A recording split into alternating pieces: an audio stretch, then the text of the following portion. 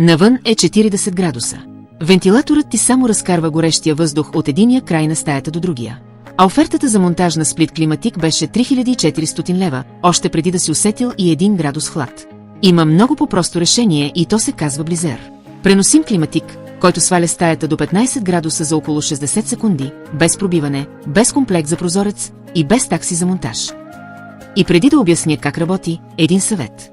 Официалният линк на производителя е в описанието отдолу. И при този продукт това е по-важно от обикновено, защото Blizzard не се продава в Емеди, не се продава в Lux и не се продава в магазините. Всичко, което намираш в тези платформи, е или имитация, или прекупвач без никаква връзка с марката. И така, какво всъщност е Blizzard? Това е преносим климатик, който работи с технологията за топлообмен FrostCore. Засмуква топлия въздух през решетките, прекарва го през 2 охлаждащи радиатора и за под минута връща равномерен поток студен въздух. Настройваш температурата от 24 градуса, чак до 15 градуса. И уредът задържа тази температура, дори когато навън е 40 градуса. Край на лепкавите чершафи в 2 през нощта, край на спалнята, която по обед е като фурна. Кондензът, който се образува при охлаждането, се обработва и изпарява вътре в самия уред. Тоест никакъв мъркуч за отвеждане през пода, никакъв резервоар за вода, който да изпразваш всяка вечер и нищо, в което да се спънеш. Всичко става запечатано вътре в машината. Освен това, чете стаята. Интелигентни сензори за влажност настройват мощността според влагата във въздуха и точно това повечето преносими уреди го бъркат. Студен въздух, който си остава тежък и влажен, никога не носи облегчение. Този уред се справя и с двете страни на проблема, температурата и влажността едновременно. Получаваш 6 климатични режима – нисък, среден, висок, турбо, еко и нощен. Турбо, когато влезеш и в стаята е като пещ. Еко, когато просто искаш да е приятно, без да мислиш за сметката. Нощен, когато искаш да работи цяла нощ и да не го усещаш. Превключваш между тях от сензорния екран на уреда или от дистанционното, без да ставаш от дивана. И това не е само летен уред. Blizzard е уред с двойна функция. Охлажда до 15 градуса и отоплява до 45 градуса с керамично нагряване PTC, което затопля стаята бързо и равномерно. Същият уред, който те държи хладен през юли, през ноември изкарва студа от стаята, комфорт през цялата година от една единствена кутия. Що се отнася до покритието, един уред се справя с стая до 50 квадратни метра. Това е дневна, спалня, домашен офис и повечето гарсониери. И го прави бързо, обикновено за минути, а не с онова бавно пълзене, което познаваш от слаб охладител.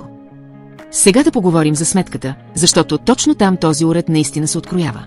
Канална система хаби около 40% от мощността си за охлаждане на стаи, в които няма никого.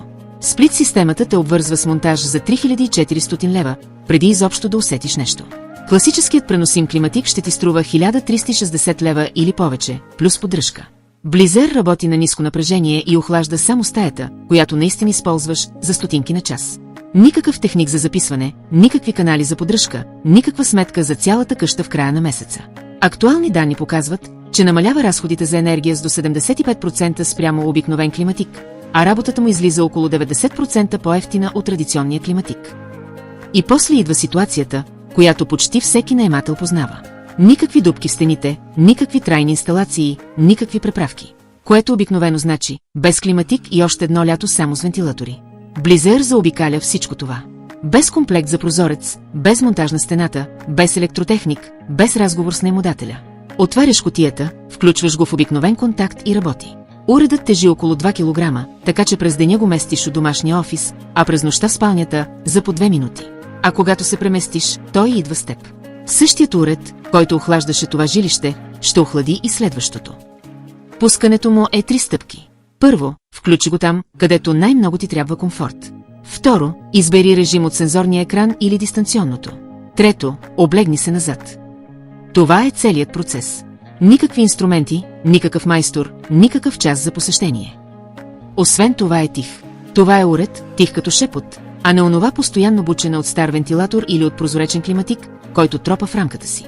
Хората го държат включен, докато учат, докато са на разговор и цяла нощ в спалнята, без да ги буди. И е направен смисъл за безопасността, което има значение, ако го оставиш да работи през нощта. Има защита от прегряване, защита от претоварване, защита от късо съединение и решетка против изгаряния от страната на отоплението. Що се отнася до реалните собственици, Blizzard има оценка 4,7 звезди от над 1700 потвърдени отзива. Като 97% от оценяващите казват, че биха го препоръчали на приятел и над 8000 клиенти вече го използват. Що се отнася до цената, един Blizzard струва 234 лева и 99 вместо 469,98, а двойният пакет го сваля до 188 лева и 99 на брой, което е пълната отстъпка от 60%. Доставката е безплатна и бърза, а продуктът е в наличност и готов за изпращане. Затова още веднъж, защото точно това наистина те защитава. Официалният линк на Blizzard е в описанието отдолу. Само в този линк е ексклузивната промоция от YouTube с до 60% отстъпка. Само там 30-дневната гаранция за връщане на парите е наистина обвързана с поръчката ти. И само там има истинско обслужване на клиенти, ако нещо трябва да се уреди.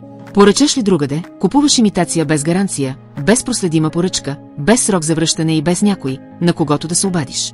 30 дни да го изпробваш в собствените си стаи, в собствената си жега и да го върнеш срещу парите си. Ако не е това, което си искал, струват нещо само ако гаранцията е истинска.